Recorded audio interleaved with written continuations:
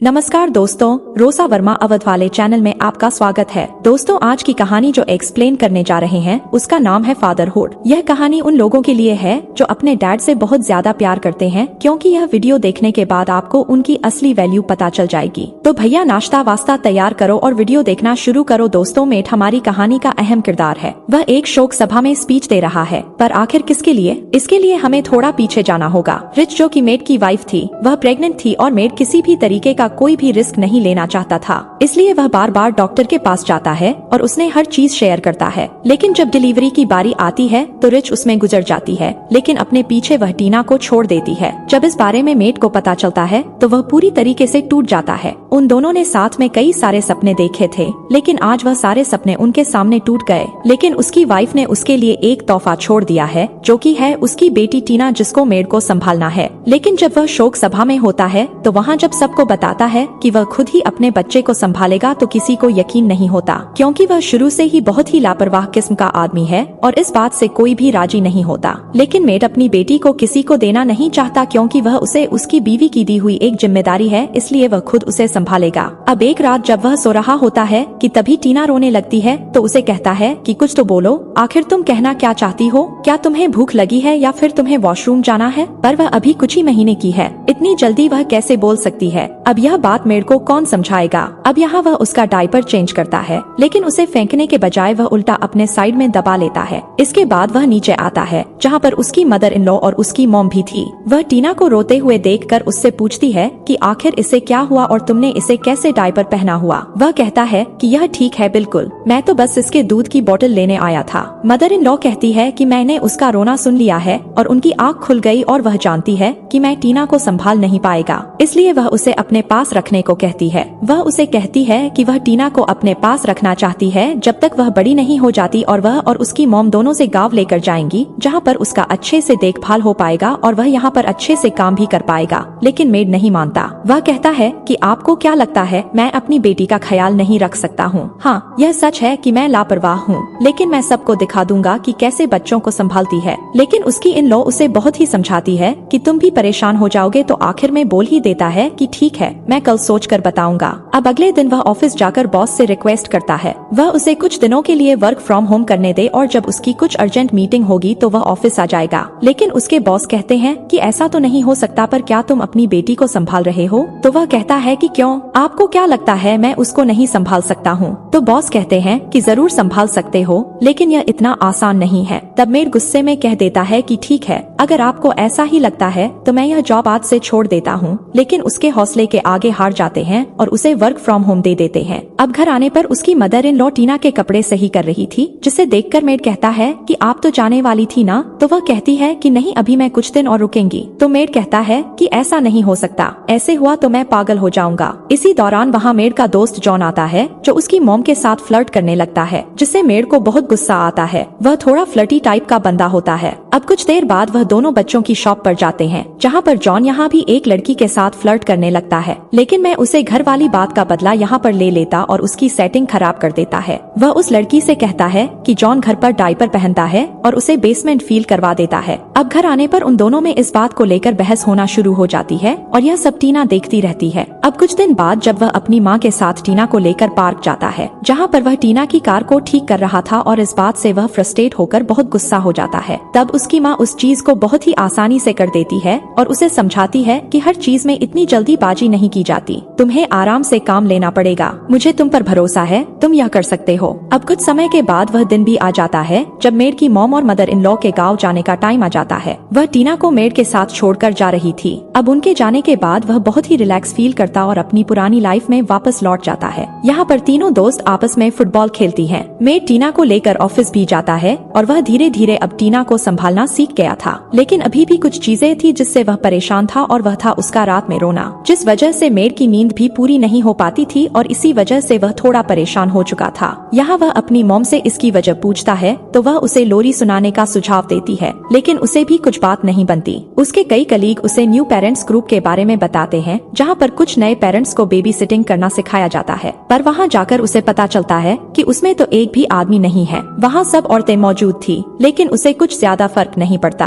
वहाँ वह सबके सामने अपनी सारी प्रॉब्लम शेयर करता है, जैसे कि वह बहुत रोती है और वह घंटों तक रोती रहती है। लेडी उसे सुझाव देती है और कहती है कि मेरी बेटी जब रोती है तो मैं वैक्यूम क्लीनर को ऑन कर देती हूँ, जिससे वह चुप हो जाती है। तुम भी ऐसा ट्राई कर सकते हो, क्या पता वह चुप हो जाए। तो मैं उस दिन ऐसा ही करता। लेकिन टीना चुप हो जाती है, जिससे वह बहुत खुश होता है। चलो वहाँ ग्रुप में जाने का कुछ तो फायदा हुआ। हम नेक्स्ट डे ऑफिस में मेड प्रेजेंटेशन दे रहा होता है कि तभी उसे टीना की रोने की आवाज आती है। वह अपना सारा हम छोड़कर उसके पास जाता है और फौरन वैक्यूम को ऑन कर देता है। यहाँ पर इस चीज से औरों को भी दिक्कत होने लगती है और मेड टीना को गोद में लेकर अपनी प्रेजेंटेशन देता है, जो कि देखने में बहुत ही अजीब था, जिसे उसके बॉस को थोड़ी दिक्कत भी होती है, लेकिन वह भी उसे ऐसे के लिए छोड़ तो नहीं सकता। लेकिन काम खत्म होने के बाद बॉस उसे अपने कैबिन में बुलाते हैं और उसे किसी बेबीसिटर को हायर करने को कहते। ऐसे वह काम पर ध्यान नहीं दे पाएगा। लेकिन तभी वहाँ पर एक कलीग आकर उसे कहती है कि उसका प्रेजेंटेशन करने का तरीका बहुत अच्छा लगा, इसलिए वह उसके प्रोजेक्ट को हाँ कर देता है, जिससे कि उसके बॉस भी चुप हो जाते हैं। और तब तक मेड को भी समझ आ जाता है कि अब उसे बेबीसिटर को हायर करना ही पड़ेगा। तो फाइनली एक लड़की को हायर कर लेता है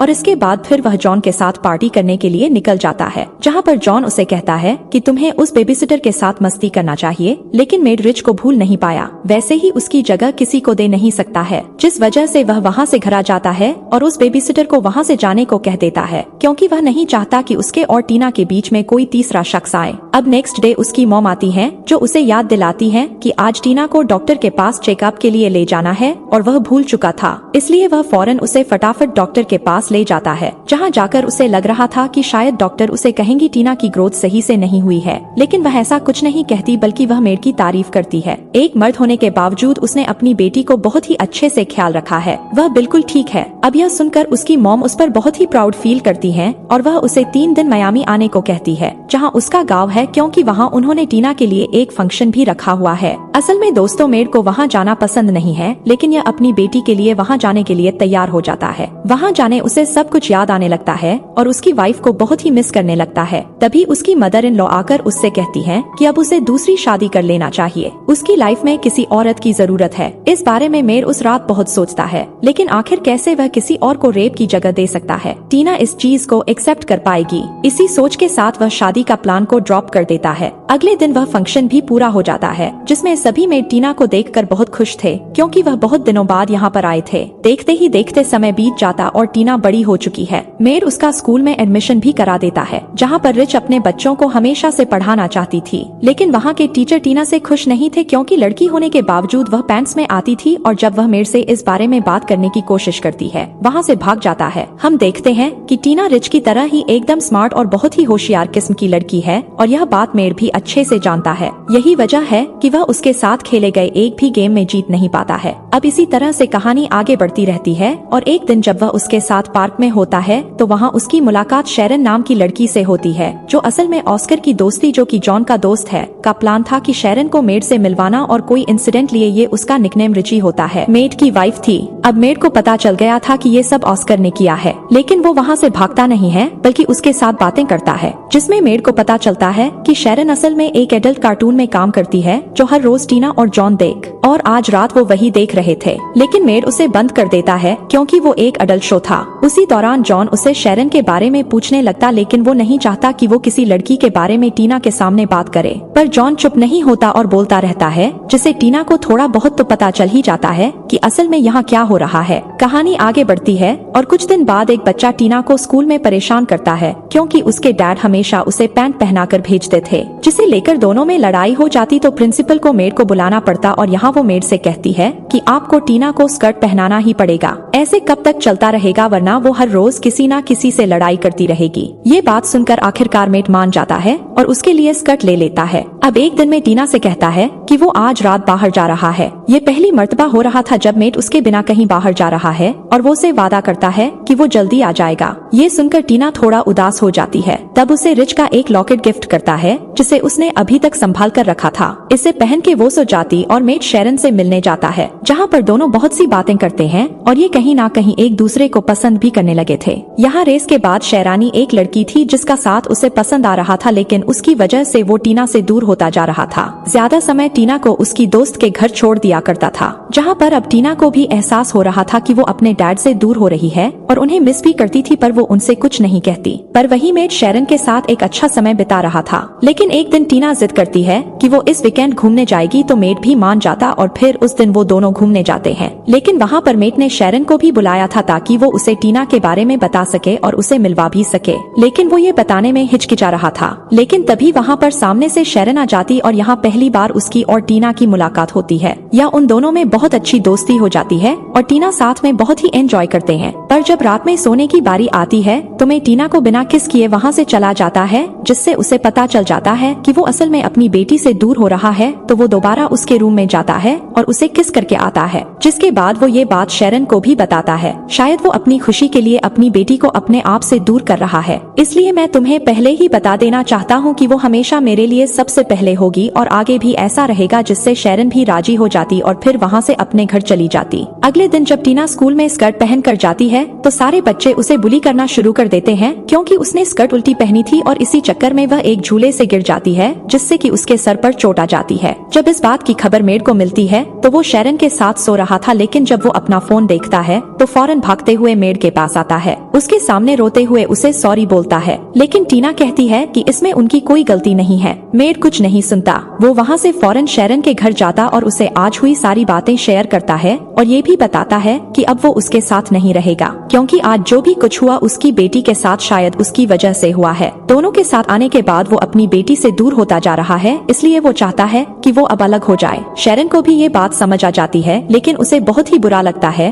और वो रोने लगती है, लेकिन वो बिना कुछ बोले ही वहाँ से चली जाती है। हालांकि दोस्तों, मेड को शेरन से ब्रेकअप करके अच्छा नहीं लगता, लेकिन उसके लिए उसकी बेटी की खुशी सबसे पहले नंबर पर है। वैलेंटाइंस डे उसके लिए एक और परीक्षा आती है। जब वो अपने ऑफिस पहुँचता है तो उसके बॉस उसे बताते हैं कि उसे क्रोएशिया जाना होगा 1 महीने के लिए, लेकिन वहाँ वो अपनी बेटी को नहीं ले जा सकता, जिस वजह से मेड साफ साफ मना कर देता है। पर बॉस कहते हैं कि आखिर कब तक तुम ऐसी अपॉर्चुनिटी छोड़ते रहोगे, तुम्हें कुछ फ्यूचर के लिए सोचना होगा। इस ट्रिप पर जाने से तुम्हारी सैलरी और तुम्हारी पोजीशन दोनों बढ़ जाएगी, जिस वजह से मेड हाँ कर देता है। पर इसके लिए उसे टीना को अपने गाँव में छोड़ना पड़ेगा, उसकी नानी के पास। लेकिन ज्यादा टाइम वो शेरन के बारे में उससे पूछती है तो बताता है कि हम लोग अब अलग हो गए हैं, और इस बात से टीना को बहुत बुरा लगता है तो वहाँ से भागने लगती है। लेकिन वो बहुत ही उसे समझाता और फिर आखिर में वो उसे लेकर गाँव पहुँच जाता है, जहाँ पर उसकी नानी उसे उसकी मॉम का रूम दे देती है और फिर बाद में उसे रिच के बारे में बहुत सी बातें भी बताती हैं। लेकिन कुछ देर बाद मेड की उनसे लड़ाई हो जाती है, क्योंकि उन्हें स्कूल वाले इंसिडेंट के बारे में पता चल चुका था जिसमें टीना को चोट लगी थी।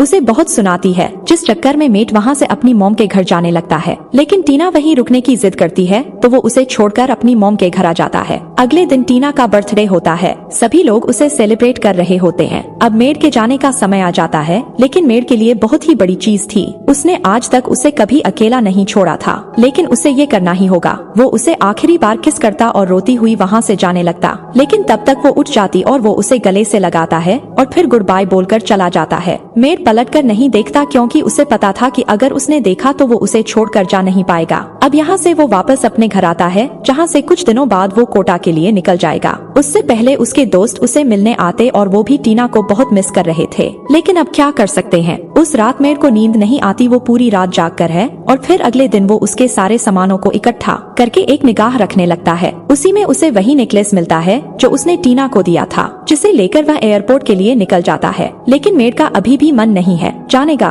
वह एयरपोर्ट पर तो बैठा हुआ है, लेकिन उसके दिमाग में बस टीना की यादें चल रही है। वह चारों तरफ देखता है तो उसे उसके साथ बिताए हुए सारे पल याद आते हैं। उसका स्कूल का पहला दिन, जब वह पहली बार खुद के पैरों से चलना सीख रही थी, जब वह शेरन से मिलने गई थी। पहली बार हर चीज उसके दिमाग में घूम रही थी। ऑस्कर से कहता है कि मुझसे यह नहीं होगा, मैं जितना स्ट्रांग दिखता हूँ उतना ही नहीं। एक काम करो, तुम मेरी जगह जाओ, मैं तुम पर पूरा भरोसा करता हूँ। अब यहाँ से वह सीधा अपने गाँव जाता है टीना से मिलने के लिए, और उसे वापस आता हुआ देखकर टीना बहुत खुश होती है। दोस्तों, यहाँ पर उसने अपनी बेटी के लिए फ्यूचर को दाव पर लगा दिया था और इसी को पिता का प्यार कहते हैं। वह टीना को वही लॉकेट देता जो उसे खो गया था। अब उसकी मदर इन लॉस का प्यार देखकर रोने लगती है और आखिर में वह भी बोल देती है कि मैं गलत थी। शायद तुमसे अच्छा टीना का ख्याल कोई नहीं रख सकता है। तुम इसे अपने साथ ले जाओ और इसे अपनी तरह एक अच्छा इंसान बनाना। इसके बाद वह दोनों वहाँ से अपने घर वापस लौट आते हैं, लेकिन टीना जिद करती है कि उसे शेरन से मिलने जाना, तो वह दोनों से मिलने जाते हैं। अब टीना मेयर से उसे सॉरी बुलवाती है, जिसके बाद तीनों साथ में बहुत एंजॉय करते हैं। आखिर में हम देखते हैं कि स्कूल में टीना को पैंट्स पहनने की परमिशन मिल जाती है, लेकिन उसे कुछ अलग फील ना हो, वह दूसरों से अलग ना दिखे, इसलिए मेट ने आज खुद स्कर्ट पहन ली थी ताकि वह हमेशा से खुश रहे। जैसे कि हम जानते हैं कि हमारे माता पिता से ज्यादा प्यार हमें कोई नहीं दे सकता, इसलिए हमेशा अपने माता पिता का आदर सत्कार करो। इसी के साथ यह कहानी खत्म हो जाती है। अगर दोस्तों मेरा प्रयास आप लोगों को अच्छा लगा हो तो वीडियो को लाइक करो और चैनल को जरूर सब्सक्राइब करें। वीडियो देखने के लिए बहुत बहुत धन्यवाद।